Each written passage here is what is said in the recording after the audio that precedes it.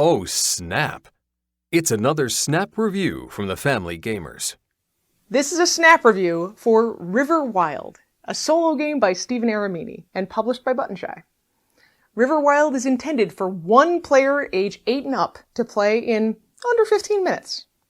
Let's start by talking about the art here. Milan Zivkovic illustrated River Wild as a land at twilight. Under a starry sky, the water looks pink and the land is a dusky purple. Every card in the game depicts one of 4 fantasy animals: dragon, unicorn, jackalope, or frog. There's a scoring condition for some other animal type on the opposite side of the river that runs down the middle of each card. The animals are clear, detailed outlines, but without faces, so they don't have much of a personality. They feel more like the idea of an animal to protect rather than a tangible thing. The scoring goals are the most saturated things on the cards, naturally drawing my eyes, so I spent more time looking at those. So let's talk about the mechanics. How do we play this game? The goal of River Wild is to direct the path of the river in such a way that the wildlife will thrive. Start with just the river source on the table. Leave plenty of space below it, because this is where you'll be building out the path of the river. Then, draw 3 cards from the deck to be your hand.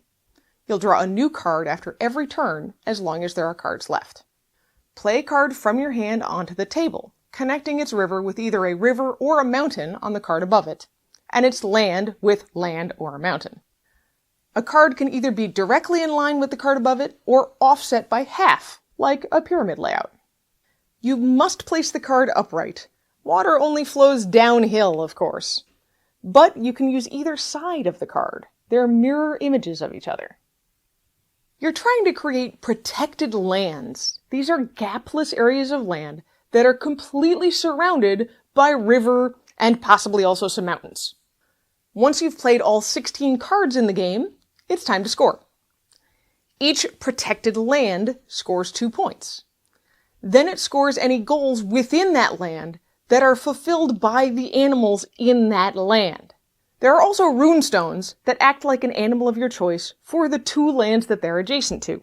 For example, this land has a frog and a runestone. If I treat the runestone as a dragon, then this frog and dragon goal scores for 4 points, and this single frog goal also scores for 2 points. The 3 frog goal does not score because there's only 1 frog in this land. The largest land scores only half points for all of its fulfilled goals. That's what this smaller upper number means. When you're all done, check your score against the ranks in the rules. Did you make an embarrassing environment? Or a sublime sanctuary? Or maybe something in between. What did I expect from this game? As a solo game that's basically about laying down cards in patterns to fulfill goals, I can't help but compare River Wild to the Sprawlopolis series, which Stephen Aramini also had a hand in. It seemed like this would be a more straightforward puzzle than Sprawlopolis, but also a lot more restricted. You can only ever place cards downriver, and only in one specific orientation. Saving fantasy animals is a pretty unusual theme, though, and I liked that. Let's talk about what surprised me in River Wild. First of all, the rules. I am used to Buttonshy rules. They're usually these little pamphlets.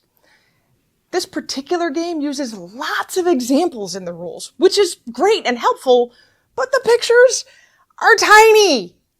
I had to go online to find a copy of the rules that I could enlarge so I could actually interpret what these examples were supposed to mean.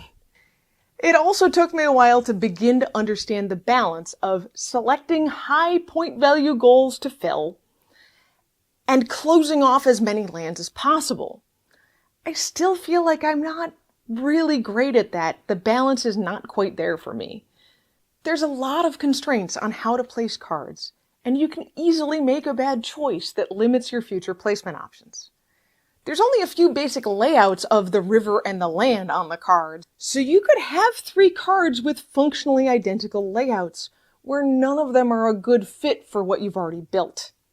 I also found it frustrating that I could only use the animal or the goal on most cards. These outside edges that define the map can't ever be part of a protected land. In all, the design of River Wild leaves me feeling vaguely uncomfortable about the choices I have to make, abandoning some creatures and goals to try to save others. So, would I recommend Riverwild? I think it's an interesting puzzle, but I don't love it. There are a few twists in how the game works, and not everyone will enjoy figuring out the puzzle or having to leave some creatures behind.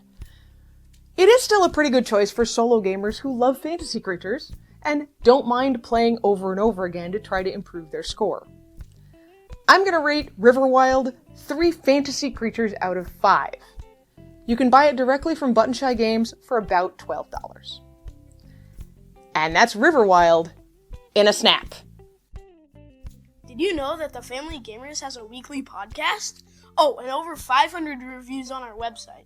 Check it out at thefamilygamers.com.